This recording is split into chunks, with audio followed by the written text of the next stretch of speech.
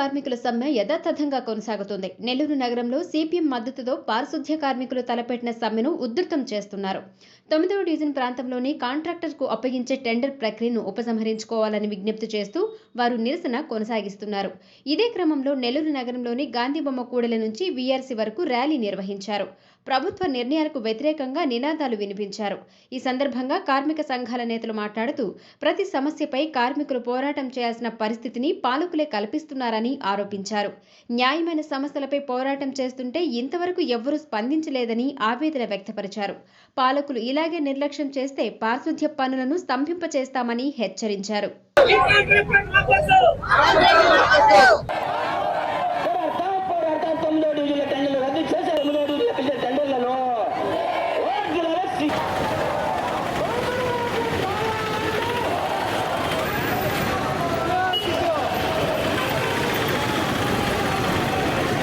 రాష్ట్రంలోని తెలుగుదేశం కూటమి ప్రభుత్వం కావాలని కార్మికులతో కయ్యానికి దిగుతూ ఉంది.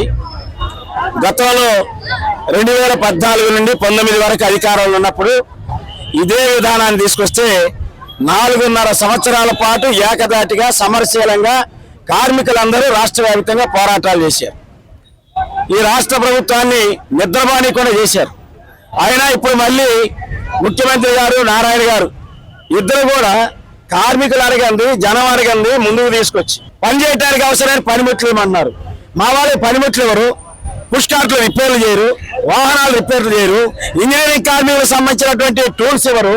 కానీ ఈరోజు మాత్రం నెల్లూరు నగరంలో 9వ వార్డులో ఏ పనికి ఎంత డబ్బులు వచ్చి లెక్కలేసి కాంట్రాక్టర్కి మాత్రం నయా పైసలతో లెక్కగట్టి ఇవ్వటానికి కావలసినటువంటి చిట్టా తయారు చేస్తున్నారు.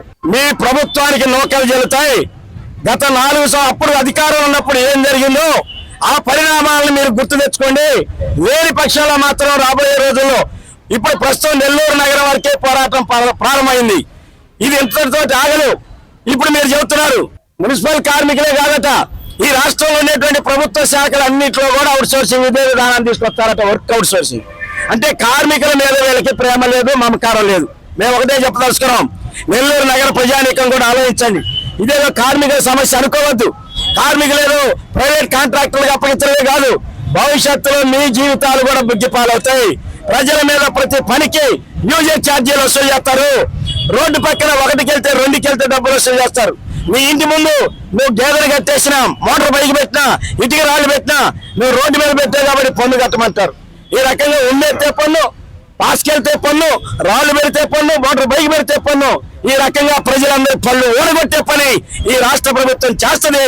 దీనికి వ్యతిరేకంగా కార్మికులు ఉద్యమాన్ని ప్రారంభించారు. ప్రజలందరి కోసం జరుగుతున్నటువంటి ఉద్యమంలో అన్ని వర్గాల ప్రజలు కలిసి రావాలని ప్రధానంగా ఈ రోజు రాష్ట్ర ప్రభుత్వాలు చెప్తూ ఉన్నాం. అయా గతంలో మీరు అధికారంలోకి వచ్చినప్పుడు కూడా 279 జీవో పేరుతో అనేక సంస్కరణలు తేవడం జరిగింది.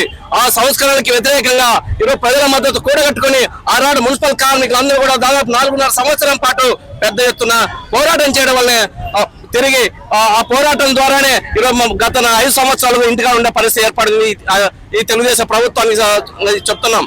అదే విధంగా ఈనాడు మళ్ళా తిరిగి అధికారంలోకి వచ్చిన వెంటనే కూడా ఈరోజు P4 పద్ధతిలో ఈరోజు ప్రైవేట్ మున్సిపల్ సేవలను ప్రైవేట్ వాళ్ళు అప్పచెప్తున్నారు. కాబట్టి దీన్ని పూర్తిగా మేము రాష్ట్ర వ్యాప్తంగా వ్యతిరేకిస్తున్నాం. మేము వ్యతిరేకించడమే కాదు, ఈ యొక్క ప్రైవేటీకరణ విధానాన్ని ప్రజలపై బాగా వేసే యొక్క ప్రైవేటీకరణని ఈరోజు ప్రజల్లోకి కూడా తీసుకెళ్తాం. ప్రజలు కూడా ఐక్యత చేస్తాం. ప్రజల మద్దతు కూడగట్టుకుని ఆ రకంగా ఈ ప్రైవేట్ సంస్థలన్నీ కూడా టెండర్ పద్ధతిని అడ్డుకునే విధంగా పెద్ద ఎత్తున ఉద్యమించడానికి మేము సిద్ధంగా అవుతున్నాం. అందులో భాగంగానే ఈ రోజు నెల్లూరు నడిబొడ్డున ఈరోజు పెద్ద ఎత్తున మహాధర్నా జరగబోతున్నాం, ర్యాలీ చేయబోతున్నాం. అందుకోసం ఇప్పటికైనా రాష్ట్ర ప్రభుత్వం తలొక్కి వెంటనే ఈ యొక్క విధానాన్ని వెనక్కి తీసుకోమని ఈ సందర్భంగా రాష్ట్ర ప్రభుత్వం తెలియజేస్తున్నాం.